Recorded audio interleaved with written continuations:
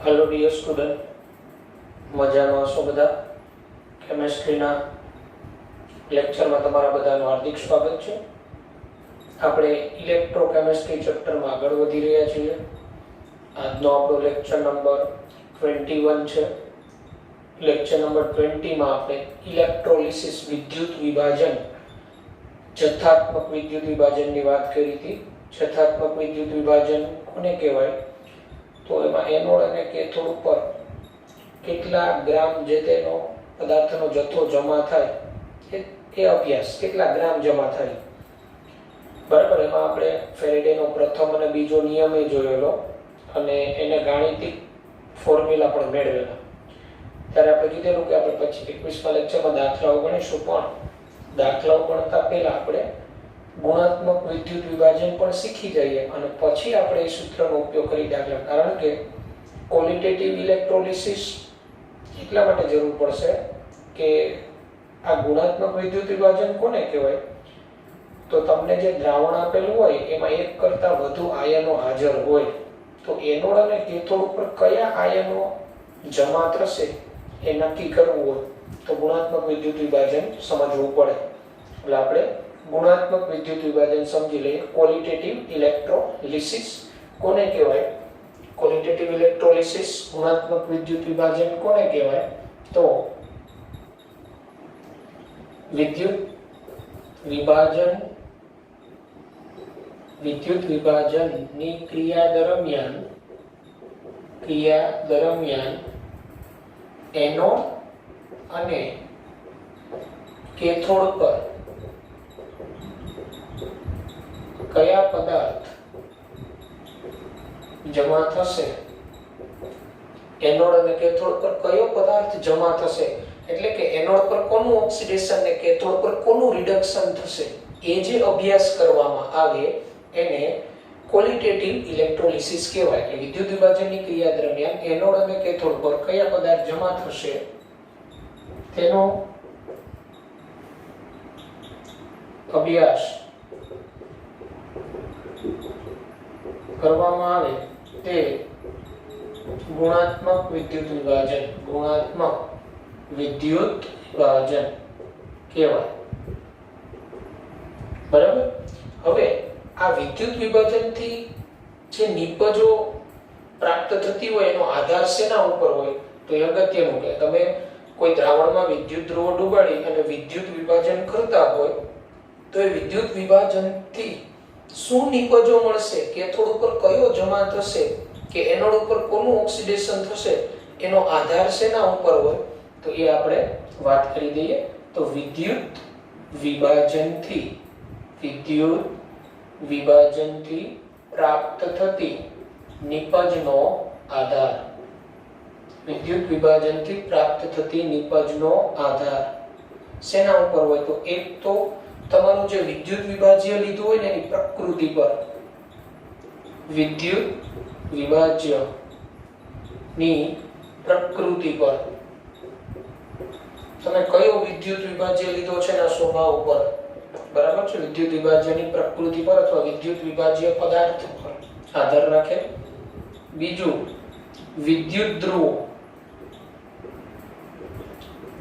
ધ્રુવોના પ્રકાર પર, કયો વિદ્યુત ધ્રુવ તમે ઉપયોગ કરો છો, નિષ્ક્રિય વિદ્યુત ધ્રુવ કે સક્રિય વિદ્યુત ધ્રુવ? નિષ્ક્રિય વિદ્યુત ધ્રુવ જેવા કે પ્લેટિનમ, ગોલ્ડ, ગ્રેફાઇટ વગેરે, આ નિષ્ક્રિય વિદ્યુત ધ્રુવો હોય ને તો એ વિદ્યુત વિભાજનમાં ભાગ ન લે, એની સપાટી ઉપર જ પ્રક્રિયા થાય। નિષ્ક્રિય વિદ્યુત ધ્રુવ, બરાબર, વિદ્યુત વિભાજનમાં ભાગ લેતા નથી, વિદ્યુત વિભાજનમાં ભાગ લેતા નથી કહેવાનો મતલબ તમે જો નિષ્ક્રિય વિદ્યુત ધ્રુવ લ્યો તો તમારું જે દ્રાવણ હોય એમાંથી એનોડ અને કેથોડ ઉપર રિએક્શન થાય જે તે પદાર્થની, એટલે તમારા વિદ્યુત ધ્રુવોના પ્રકાર નિષ્ક્રિય વિદ્યુત ધ્રુવ છે કે સક્રિય વિદ્યુત ધ્રુવ? સક્રિય વિદ્યુત ધ્રુવ જેવા કે આ બધા ઝિંક, કોપર, સિલ્વર વગેરે, આ બધા સક્રિય વિદ્યુત ધ્રુવ કહેવાય, બરાબર। એમાં આ જે છે ઝિંક, કોપર, સિલ્વર વગેરે. તો સક્રિય વિદ્યુત ધ્રુવ છે ને પોતે વિદ્યુત વિભાજનમાં ભાગ લે. સક્રિય વિદ્યુત ધ્રુવ વિદ્યુત વિભાજનમાં ભાગ લે. વિદ્યુત વિભાજનમાં ભાગ લે. બરાબર. એટલે કયો વિદ્યુત ધ્રુવ તમે ઉપયોગ કરો છો એના ઉપર આધાર લે. ત્રીજું, તમારી ઓક્સિડેશન કરતા ને રિડક્શન કરતા સ્પીસીસ કઈ છે? ઓક્સિડેશન કરતા અને રિડક્શન કરતા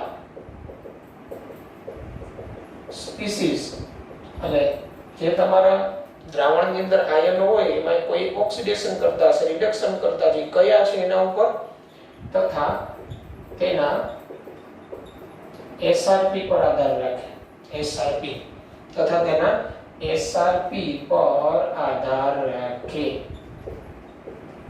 એસઆરપી સ્ટાન્ડર્ડ રિડક્શન પોટેન્શિયલ પર પણ આધાર રાખે.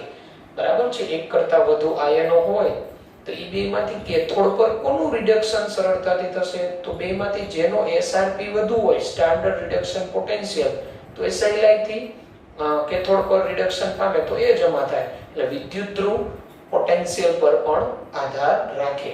અને ફોર્થ એક ફેક્ટર એવું છે ઓવર પોટેન્શિયલ.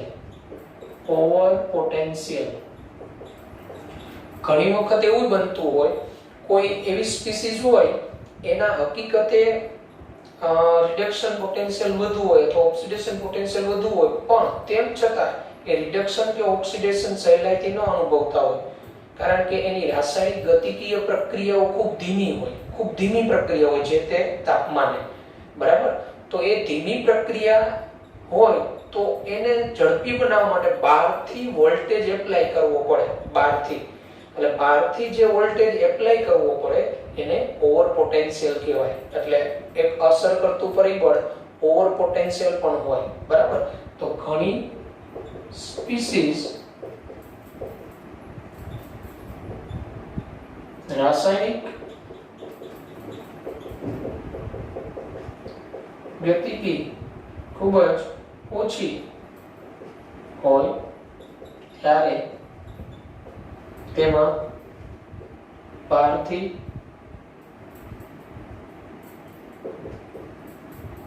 વોલ્ટેજ આપી પ્રક્રિયા ઝડપી બનાવવામાં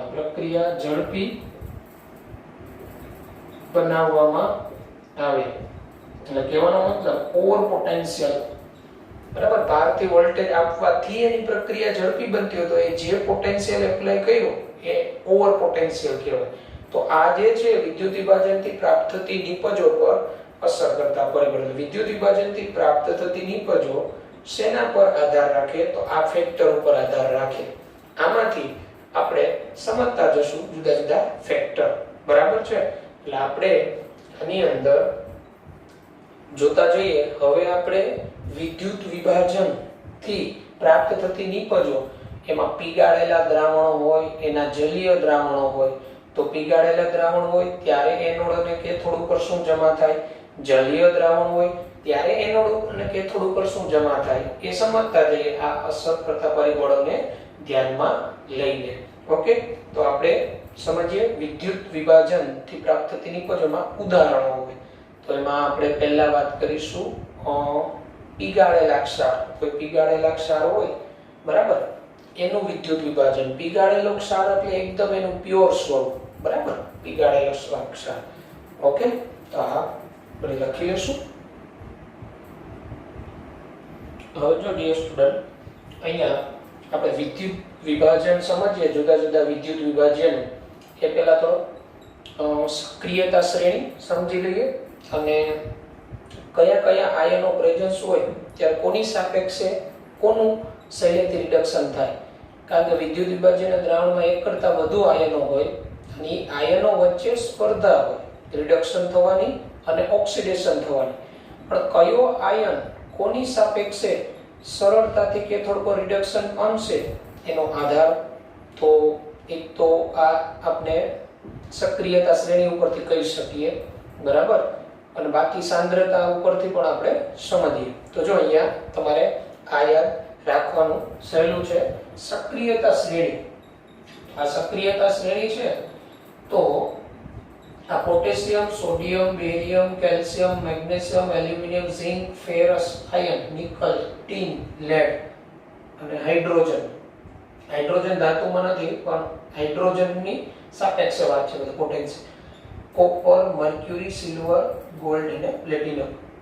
તો ઉપરથી નીચે તરફ આવો ને એમ ધાતુની સક્રિયતા ઘટે. એટલે આ સિલ્વર, ગોલ્ડ, પ્લેટિનમ એ તો નિષ્ક્રિય ધાતુમાં જ આવે. એટલે તો નામદાર આભૂષણો બધા પહેરીએ છીએ, બરાબર છે. હવે એટલે અહીંયા આ એરો એવું સૂચવે આ નીચેથી ઉપર જઈએ ને એમ સક્રિયતા વધે. એટલે પોટેશિયમ હાઈલી રિએક્ટિવ અહીંયા. હવે આને યાદ રાખવા માટે આપણે આ રીતે યાદ રાખી શકાય PSBC MgNTl ને ચાપ. શું? PSBC MgNTl ચાપ. હવે જો P for potassium, S for sodium, B for barium, C for calcium, M for magnesium, A for aluminium, Z for zinc, I for iron, N for nickel, T for tin, L for lead. પછી hydrogen વચ્ચે C for copper, H for mercury, અહીંયા H for hydrogen નો થઈ ધ્યાન રાખજો. A for argentine, silver, Ag. another A આવે ઈ gold. first A argentine, બીજો આવે ઈ gold અને P for platinum. PSBC MgNTl ચાપ. આ રીતે યાદ રાખી શકાય, બરાબર. એટલે આમાં ઉપરથી નીચે તરફ સક્રિયતા ઘટે, નીચેથી ઉપર તરફ સક્રિયતા વધે. હવે આના આયનો હોય દ્રાવણમાં તો કેથોડ ઉપર સહેલાઈથી જમા થવાનો દર કોનો વધુ, બરાબર. તો એ આપણે ઓર્ડર જોઈએ. increasing deposition at cathode, increasing deposition at cathode. તો K+ કરતા Na+ નું કેથોડ પર રિડક્શન સહેલાઈથી, એના કરતા Ba2+, એના કરતા Ca2+, આમ ઉપરથી નીચે તરફ આવો અહીંયા પ્લેટિનમ તરફ, એમ કેથોડ પર જમા થવાનો દર વધતો જાય. એટલે આની અંદર હવે દાખલા તરીકે આપણે લઈએ કે દ્રાવણની અંદર Cu2+ અને Ag+ હોય, બરાબર, બે હાજર હોય, તો વિદ્યુત વિભાજનથી કેથોડ પર જમા થવાનો દર કોનો વધારે? તો Ag+, બરાબર, Ag+ નો દર વધારે. એટલે જે ધાતુ સક્રિય હોય ને, જે ધાતુ વધુ સક્રિય, એમાંથી એનો આયન છૂટો પડી જાય, પણ એની આયનમાંથી ફરીથી એ ધાતુમાં રૂપાંતરણનો દર ખૂબ ધીમો હોય. એટલે વધુ સક્રિય ધાતુ એના જલીય દ્રાવણમાં એના આયનનું રિડક્શન ઈઝીલી ન થાય, બરાબર. એટલે Cu2+ ને Ag+ હોય, આ બે વચ્ચે સ્પર્ધા હોય તો કેથોડ તરફ તો બંને આકર્ષિત થાય. કે કેથોડ હોય ને નેગેટિવ ધ્રુવ હોય, નેગેટિવ તરફ ધન આયનો જાય, અને ઈ બેમાંથી કોણ રિડક્શન પામે? તો જેનો પ્રમાણિત રિડક્શન પોટેન્શિયલ વધુ હોય એ, બરાબર. આ રીતે હવે નેગેટિવ આયન હોય તો નેગેટિવ આયન કયા તરફ આકર્ષાય? તો આપણે ખબર હોય તો વિદ્યુત વિભાજન કોષમાં એનોડ હોય ને, એનોડ એ બેટરીના ધન ધ્રુવ સાથે, એટલે એને બેટરીના ધન છેડા સાથે હોય, એટલે એનોડને ધન ધ્રુવ કહેવાય વિદ્યુત વિભાજન. તો આ નેગેટિવ આયનો એનોડ તરફ જાય. તો આમાંથી આ બધા આયનોમાંથી કોણ સહેલાઈથી એનોડ ઉપર ડિસ્ચાર્જ થાય? ડિસ્ચાર્જ થવું એટલે કોનું સહેલાઈથી ઓક્સિડેશન થાય? તો I- નું, બરાબર. એટલે PO4 3- કરતા SO4 2- નું સહેલાઈથી, SO4 2- કરતા NO3-, NO3- કરતા OH-, OH- કરતા Cl-, એના કરતા Br-, એના કરતા I- સહેલાઈથી એનોડ ઉપર ઓક્સિડેશન પામે. આ negative આયનમાં increasing order of discharge, increasing order of discharge, discharge થવું એટલે પોતાનો ચાર્જ વિહીન થવું, I- માંથી I2, Cl- માંથી Cl2, બરાબર. કરો એટલે આપણે આ આવડવો જોઈએ. બીજું, હવે નિષ્ક્રિય વિદ્યુત ધ્રુવનો ઉપયોગ કરવાનો છે આપણે, અને જલીય દ્રાવણોના વિદ્યુત વિભાજન માટેના આ નિયમો છે, 4 નિયમ. જો નિયમ સમજી લઈએ તો H2O નો રિડક્શન પોટેન્શિયલ છે ને, એ આ Na+, K+, Ca2+, ટૂંકમાં સમૂહ 1, સમૂહ 2 અને સમૂહ 13 ના ધાતુ આયનો છે એના કરતા H2O નો રિડક્શન પોટેન્શિયલ વધુ છે. એટલે આમાંથી કોઈ પણ ધન આયનનું જલીય દ્રાવણ હોય ને, જલીય દ્રાવણ એટલે એમાં પાણી હોવાનું, અને પાણીનું રિડક્શન પોટેન્શિયલ આ બધા કરતા વધારે એટલે કેથોડ ઉપર કોનું રિડક્શન થાય? પાણીનું. કેથોડ ઉપર પાણીનું રિડક્શન થાય. કેથોડ ઉપર પાણીનું રિડક્શન થાય. ઓકે, તેથી કેથોડ પર H2O નું રિડક્શન. હવે H2O નું રિડક્શન પોટેન્શિયલ એ અન્ય ધન આયનો છે જેવા કે Cu2+, Ag+, Au3+, Cd2+, Zn2+, આ બધા આયનો કરતા H2O નો રિડક્શન પોટેન્શિયલ નીચો છે. તો આમાંથી કોઈ પણના જલીય દ્રાવણ હોય ત્યારે પાણીનું રિડક્શન કેથોડ ઉપર ન થાય, ત્યારે આ જે તે આયનો હોય એ જ પોતે રિડક્શન પામી અને કેથોડ પર જમા થાય. એટલે ટૂંકમાં પાણી કરતા જેનો રિડક્શન પોટેન્શિયલ વધુ એ કેથોડ પર રિડક્શન પામે. ઓકે, જલીય દ્રાવણ. હવે ઓક્સિડેશન પોટેન્શિયલની વાત કરીએ તો oxidation potential of H2O greater than oxidation potential of F- SO3 SO4 એટલે આ બધાના ઓક્સિડેશન પોટેન્શિયલ કરતા પાણીનો ઓક્સિડેશન પોટેન્શિયલ વધારે છે. તો એનોડ ઉપર પાણીનું ઓક્સિડેશન થાય. એટલે આ નેગેટિવ આયનો હોય જલીય દ્રાવણમાં તો એનોડ ઉપર કોનું ઓક્સિડેશન થાય? પાણીનું. અને પાણીનું એનોડ ઉપર ઓક્સિડેશન થાય ને ત્યારે O2 વાયુ મુક્ત થાય. કયો વાયુ મુક્ત થાય? O2. અને પાણીનું કેથોડ ઉપર રિડક્શન હોય ને ત્યારે H2 વાયુ. રાઈટ? એ આપણે જોશું રિએક્શન, પણ આ રૂલ્સ સમજી લઈએ. અને ઓક્સિડેશન પોટેન્શિયલ ઓફ વોટર એટલે પાણીનો oxidation potential less than oxidation potential of Cl- Br- I-. હકીકતે Cl- નો ઓક્સિડેશન પોટેન્શિયલ કરતા પાણીનો વધુ છે, પણ અહીંયા એવું એક કારણ આવે છે ઓવર પોટેન્શિયલ કન્સેપ્ટને કારણે. એ આપણે આવશે ઓવર પોટેન્શિયલ. બરાબર? ઓવર પોટેન્શિયલને કારણે અહીંયા જ્યારે Cl- અને H2O હોય તો ત્યારે Cl- નું એનોડ ઉપર ઓક્સિડેશન થાય. બરાબર? એટલે એનોડ ઉપર ત્યારે આ આયનોનું ઓક્સિડેશન થાય. એટલે આ ચાર રૂલ્સ કે જલીય દ્રાવણ હોય, બરાબર, અને નિષ્ક્રિય વિદ્યુત ધ્રુવનો ઉપયોગ કરીએ ત્યારે કેથોડ ઉપર કોનું રિડક્શન થાય? પાણીનું થશે કે આયનોનું? તો આ નિયમ તમે યાદ રાખો તો તમે MCQ સરળતાથી એમાં જવાબ આપી શકો. કોનું રિડક્શન થશે? અને પાણીનું કેથોડ પર રિડક્શન થઈને H2 વાયુ અને પાણીનું એનોડ પર ઓક્સિડેશન થાય ત્યારે O2 વાયુ ત્યાં મુક્ત થાય. ઓકે, તો આ રીતે તમને આ રૂલ્સ આપણે ટેક્સ્ટ બુકમાં નથી આપેલા. નીટના પોઈન્ટ ઓફ વ્યૂ યાદ રાખવાના. આ શોર્ટ મેથડ પણ આપણે નીટના પોઈન્ટ ઓફ વ્યૂ યાદ રાખવાની છે. બોર્ડમાં કે લખવા નથી, પણ MCQ આવે તો આપણે આવડવા જોઈએ કોની સાપેક્ષે કોનું રિડક્શન સહેલાઈથી થાય. ઓકે, તો પછી આપણે આગળ વધીએ.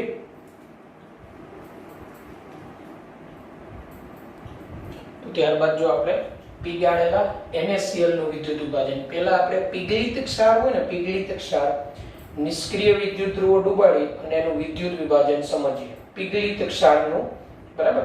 તો પીગળિત ક્ષારમાં આપણે પીગાળેલ NaCl ના ક્ષારનું વિદ્યુત વિભાજન તમને સમજાવું.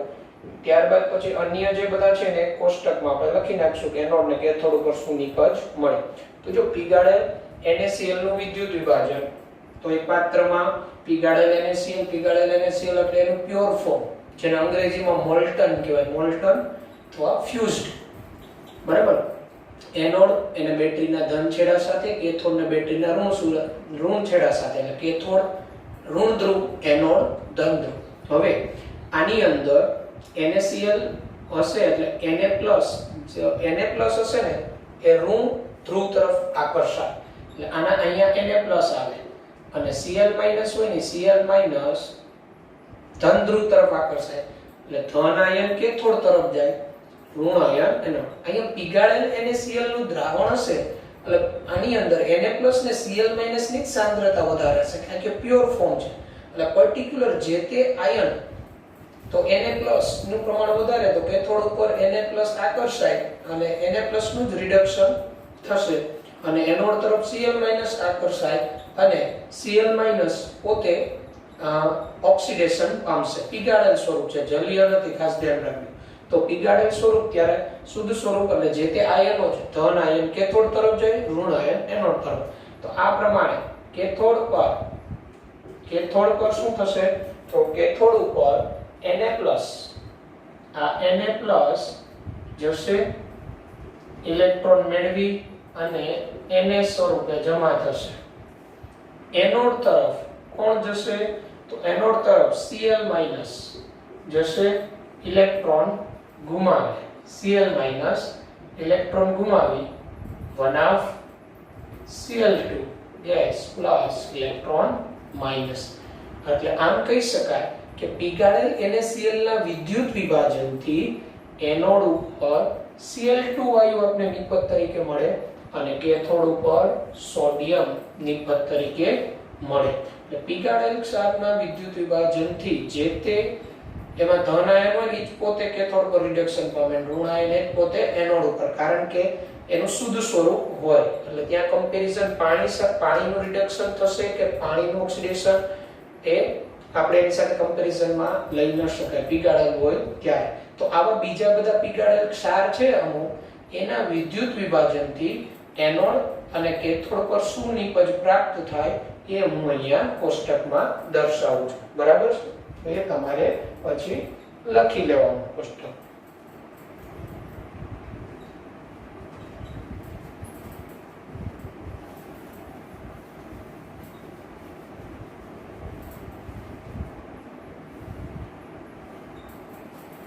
આપણે હેડિંગ લગાવીએ કેટલાક પીગલિત ક્ષારોના વિદ્યુત વિભાજનથી પ્રાપ્ત થતી નિપજો. બરાબર? તો આ રીતે આપણે કોષ્ટક બનાવીએ. અહીંયા આપણે રાખીએ દ્રાવણનો પ્રકાર, કેથોડ ઉપર કોણ જમા થાય અને એનોડ ઉપર કોણ જમા થાય. તો NaCl પીગલિતની જ વાત છે, પીગાળેલ NaCl. તો હમણાં જોયું કેથોડ ઉપર સોડિયમ મળે, એનોડ ઉપર Cl2. બરાબર? આ જો 1 મોલ Cl2 મેળવવો હોય ને, 1 મોલ Cl2, તો 2 ફેરેડે વિદ્યુત જથ્થો પાસ થાય.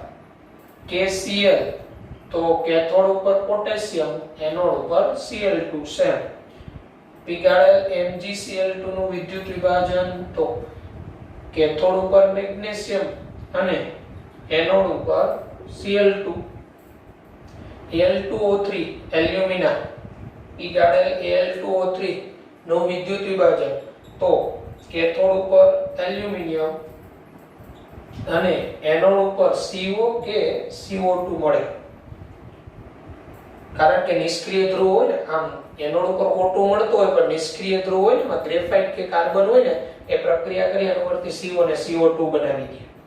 K2SO4 તો કેથોડ ઉપર પોટેશિયમ અને એનોડ તરફ SO4 જાય, એનું ઓક્સિડેશન થાય અને S2O8 2- બને. -2 K2SO4 Na2S2O3 sodium thiosulphate, Na2S2O3 તો કેથોડ ઉપર સોડિયમ અને એનોડ ઉપર S4O6 -2 મળે. તો આ રીતે કયું દ્રાવણ, આ બધા પીગાળેલ સ્વરૂપ છે. પીગાળેલ હોય ત્યારે ધન આયન જે હોય એ જ કેથોડ પર રિડક્શન પામે, ઋણ આયન હોય એ જ એનોડ પર ઓક્સિડેશન. અહીંયા ધ્યાન રાખવાનું SO4 2- પોતે પીગાળેલ સ્વરૂપમાં હોય ત્યારે ઓક્સિડેશન પામી શેમાં રૂપાંતર થાય? S2O3 2- હોય ત્યારે ઓક્સિડેશન પામી શેમાં રૂપાંતર થાય એ આપણે ખબર હોવી જોઈએ. ઓકે? તો આ હતું પીગલિત ક્ષારોનું વિદ્યુત વિભાજનથી પ્રાપ્ત થતી નિપજો. ઓકે? તો જો સમજીએ, પહેલા આપણે ટેક્સ્ટ બુકમાં 3 વિદ્યુત વિભાજન સમજાવ્યા છે. એક પીગાળેલ NaCl નું વિદ્યુત વિભાજન જે મેં અહીંયા સમજાવી દીધું. હવે જલીય NaCl ના દ્રાવણનું વિદ્યુત વિભાજન સમજાવો, એવો પ્રશ્ન બને બોર્ડમાં. અને MCQ તરીકે એનોડ અને કેથોડ પર શું નિપજ મળે એવા. બરાબર? તો સમજીએ જલીય NaCl ના દ્રાવણનું વિદ્યુત વિભાજન. તો જલીય NaCl ના દ્રાવણના વિદ્યુત વિભાજનથી આપણે દ્રાવણમાં Cl2 H2 અને NaOH નિપજ પ્રાપ્ત થાય. જલીય NaCl ના દ્રાવણના વિદ્યુત વિભાજનથી Cl2 H2 અને NaOH નિપજો પ્રાપ્ત થાય. હવે આ કઈ રીતે તો આપણે સમજીએ. તો જો જલીય NaCl નું દ્રાવણ હશે, એમાં તમને ખબર હોય તો કયા આયનો હશે? તો હાજર આયનો જલીય અને Cl ના દ્રાવણમાં હાજર આયનો Na+ Cl- H+ OH- સાથે H2O. કારણ કે H2O માંથી જ H+ ને OH- છૂટા પડે, પણ H2O નું આયનીકરણ તો અલ્પ થાય, એટલે H2O એ હાજર હોય, H2O સ્વરૂપે H+ એ હોય, OH- એ હોય, Na+ અને Cl- હોય. હવે તો આમાં કેથોડ તરફ કોણ જાય? તો તમે જોઈ શકો કેથોડ તરફ કઈ પ્રક્રિયા પોસિબલ બને? તો કેથોડ તરફ હોય કે આ Na+ અને આ H+ જાય કેથોડ તરફ, એટલે Na+ plus electron minus gives Na solid. હવે જો આનો રિડક્શન પોટેન્શિયલ તમે અહીંયા સિરીઝમાં જોઈ શકો, અહીંયા H+ અને Na+ માં તો H+ નો રિડક્શન પોટેન્શિયલ વધુ હશે, એટલે તો એનો ડિપોઝિટ થવાનો રેટ વધારે છે, અને એનો જ વધારે છે, કારણ કે Na+ નો પ્રમાણિત રિડક્શન પોટેન્શિયલ છે ને E0 એ -2.71 વોલ્ટ છે, એનો રિડક્શન પોટેન્શિયલ માઈનસ છે, જ્યારે H+ electron gives 1/2 H2 gas, આનો પ્રમાણિત રિડક્શન પોટેન્શિયલ 0 વોલ્ટ છે, 0 વોલ્ટ. તો આ 0 વોલ્ટ -2.71 વોલ્ટ કરતા વધારે. હવે પણ આ જે H એટલે એનો અર્થ એવો થાય કેથોડ પર આ Na+ અને H+ બંને જાય, પણ રિડક્શન કોનું થાય? H+ નું સહેલાઈથી, એટલે કેથોડ ઉપર શું મળે? H2 મળે, બરાબર? આવું થાય. પણ ચોખ્ખી પ્રક્રિયા શું હોય? આ H+ કેમાંથી મળ્યો હોય? તો H+ છે ને એ તો H2O ના આયનીકરણથી, H2O હોય એનું આયનીકરણ H++ OH- મળે. તો કુલ કેથોડ પર કુલ પ્રક્રિયા શું થાય? તો કેથોડ પર કુલ ચોખ્ખી પ્રક્રિયા, બરાબર છે? તો આ H2O ના આયનીકરણથી ને H+ મળ્યો હોય, તો હું આનો બેનો સરવાળો કરું તો શું થવાનું? H2O આ H+ જશે plus electron gives 1/2 H2 gas plus OH- તો કેથોડ પર કુલ ચોખ્ખી પ્રક્રિયા આ થાય, નેટ રિએક્શન આ થશે આ રીતે H2. એટલે આમ Na+ અને H+ વચ્ચે સ્પર્ધા હોય, પણ H+ નો રિડક્શન પોટેન્શિયલ વધારે, એટલે આ H+ છે એનું કેથોડ પર ડિપોઝિટ થવાનું પ્રમાણ વધારે Na+ કરતા. એટલે જલીય દ્રાવણ હોય તો ત્યારે આ પાણીનું કેથોડ પર રિડક્શન થાય ને H2 સ્વરૂપે જમા થાય, એટલે કેથોડ પર H2 મળે. ઓકે, તો આ તમને જે છે એ ખ્યાલ આવી ગયો હશે. તો હવે આપણે એનોડ પરની વાત કરીએ. હવે જો તો એનોડ પર, તો એનોડ તરફ કોણ જશે? તો એનોડ એટલે ધન ધ્રુવ, ધન તરફ ઋણ, આ ઋણ અને પાણી. પણ OH- અને Cl- માં કોણ સ્પર્ધામાં જીતી જાય? Cl-, કારણ કે OH- ની પહેલા Cl- છે, એટલે Cl- હવે એનોડ પર આ ઉપરાંત H2 હોય છે, બરાબર? આપણે રૂલ્સ જોયેલો, Cl- અને H2O, Cl- નું ઓક્સિડેશન થાય. પણ અહીંયા આપણે એક સમજવાનું, જો ઓક્સિડેશન એનોડ પર કઈ પ્રક્રિયા પોસિબલ બને? આ Cl- એ Cl2 રૂપાંતર થાય ઇલેક્ટ્રોન, આનો પ્રમાણિત રિડક્શન પોટેન્શિયલ છે 1.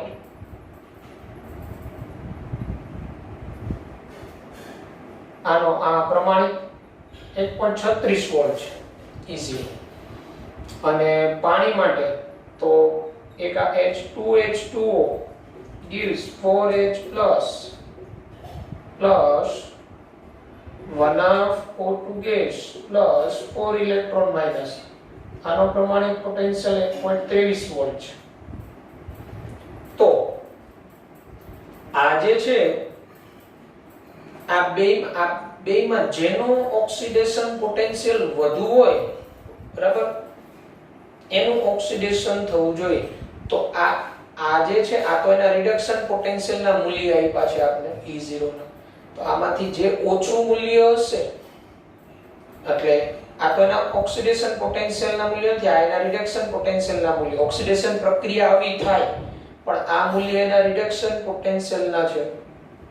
તો રિડક્શન પોટેન્શિયલના મૂલ્ય આવે તો ઓક્સિડેશન પોટેન્શિયલના મૂલ્ય ઉલટા થાય, બરાબર? તો જેનો રિડક્શન પોટેન્શિયલ ઓછો હોય ને એનું એનોડ ઉપર ઓક્સિડેશન સહેલાઈથી થવું જોઈએ. તો અહીંયા Cl- ને H2O માં તો H2O નું સહેલાઈથી થવું જોઈએ કારણ કે H2O નું રિડક્શન પોટેન્શિયલ ઓછો છે. તો પણ થાય છે Cl- નું. એનું કારણ અગત્યનું એ છે કે આ પ્રક્રિયા છે ને, આ પ્રક્રિયા એ આ જે તે પરિસ્થિતિમાં થતી હોય એ ખૂબ ધીમી પ્રક્રિયા છે કારણ કે O2 નો ઓવર પોટેન્શિયલ, O2 બનવાની આ ક્રિયા છે પ્રાયોગિક રીતે રાસાયણિક ગતિકીય રીતે ખૂબ ધીમી છે, ધીમી પ્રોસેસ છે. એટલે આ પ્રોસેસ માટે થવા માટે બહારથી વોલ્ટેજ એપ્લાય કરવો પડે જેને ઓવર પોટેન્શિયલ કહેવાય. એટલે બહારથી વોલ્ટેજ એપ્લાય કરો અને પછી આ પ્રક્રિયા ઝડપી બને એને ઓવર પોટેન્શિયલ કહેવાય. તો આ બેમાં સ્પર્ધામાં કોણ જીતી જાય? Cl-. એટલે નેટ રિએક્શન એનોડ પર આ થાય. Cl- gives 1 of Cl2 plus electron minus. એટલે એનોડ પર નેટ રિએક્શન એટલે ચોખ્ખી પ્રક્રિયા Cl- gives 1 of Cl2 gas plus electron minus. એટલે આ રીતે આપણે એનોડ પર Cl2 મળે. હવે કુલ પ્રક્રિયા આપણે લેવી હોય તો હમણાં આપણે કેથોડ પરની પ્રક્રિયા જોઈ. કુલ પ્રક્રિયા આપણે કેથોડ પરની પ્રક્રિયા તો એના ઉપરથી તો કેથોડ પરની પ્રક્રિયા શું હતી? તો કેથોડ પરની પ્રક્રિયા આપણે જોયું H2O રિડક્શન થઈ, H2O નું રિડક્શન થઈ 1 of H2 gas plus OH- આ કેથોડ પરની પ્રક્રિયા, બરાબર? હવે તો આપણું જે NaCl હતું, NaCl તો થયું કેવું? તો કે NaCl H2O gives Na plus Cl-. બરાબર? તો હવે આપણે આ બધાનો સરવાળો કરીએ તો નેટ રિએક્શન શું થવાની આપણી? તો આ NaCl plus H2O વિદ્યુત વિભાજન તેમાં શું છૂટું પડ્યું? Na plus Cl-. બધાનો સરવાળો કરીએ તો આ Cl- જશે તો કુલ પ્રક્રિયા શું થાય? NaCl plus H2O, NaCl aqueous plus H2O, NaCl plus H2O. આ ઇલેક્ટ્રોન જશે સામેની બાજુ. શું વધશે? તો સામેની બાજુ અહીંયા આ Na plus હું અહીંયા આખી પ્રક્રિયા લખું. NaCl H2O NaCl H2O Na plus Cl-. Okay, આ Cl- ગયા, ઇલેક્ટ્રોન ગયા. તો NaCl plus H2O જલીય દ્રાવણમાં વિદ્યુત વિભાજનથી શું મળે? Na plus aqueous plus OH- aqueous plus H2 gas, 1 of H2 gas plus 1 of Cl2 gas. તો આ રીતે જો તમે જોઈ શકો દ્રાવણમાં Na+ અને OH- વધ્યા હોય એટલે નિપજ તરીકે બીજું શું મળે છે? અહીંયા NaOH આડ નિપજ તરીકે. એટલે NaCl નું જલીય દ્રાવણ કીધું હોય કે તમને સાંદ્ર જલીય દ્રાવણ કીધું હોય તો કેથોડ ઉપર H2, એનોડ ઉપર Cl2 અને અન્ય આડ નિપજ શું મળે? NaOH. અને એવું કે આનું દ્રાવણ કેવું હોય? એસિડિક હોય કે બેઝિક? તો આનું દ્રાવણ કેવું હોય? બેઝિક. એનું કારણ વિદ્યુત વિભાજનને કારણે આમાં NaOH મળે અને દ્રાવણની pH પૂછે વિદ્યુત વિભાજન બાદ તો >7 કારણ કે NaOH બેઝ છે, સ્ટ્રોંગ બેઝ. બરાબર છે? તો આ રીતે આપણે કહી શકાય. ટૂંકમાં આપણે અહીંયા હું તમને દર્શાવી દઉં છું. તો આ રીતે NaCl ના જલીય દ્રાવણનું વિદ્યુત વિભાજન સમજાવવાનું. ઓકે, તો જો ડિયર સ્ટુડન્ટ ટૂંકમાં કહીએ તો NaCl નું જલીય દ્રાવણ, બરાબર? તો NaCl ના જલીય દ્રાવણના વિદ્યુત વિભાજનથી કેથોડ પર H2, એનોડ પર Cl2, NaOH બને. pH >7 દ્રાવણ બેઝિક. પૂરા લિટમસ પત્રને લાલ બનાવે. MCQ માં ધ્યાન રાખો. ઓકે, હવે મંદ સલ્ફ્યુરિક એસિડ નું વિદ્યુત વિભાજન કે મંદ, તો મંદ સલ્ફ્યુરિક એસિડ એટલે પાણીનું પ્રમાણ વધારે હોય તો એનોડ ઉપર કોની વચ્ચે સ્પર્ધા હોય? પાણીનો અણુ અને સલ્ફેટ આયન SO2-.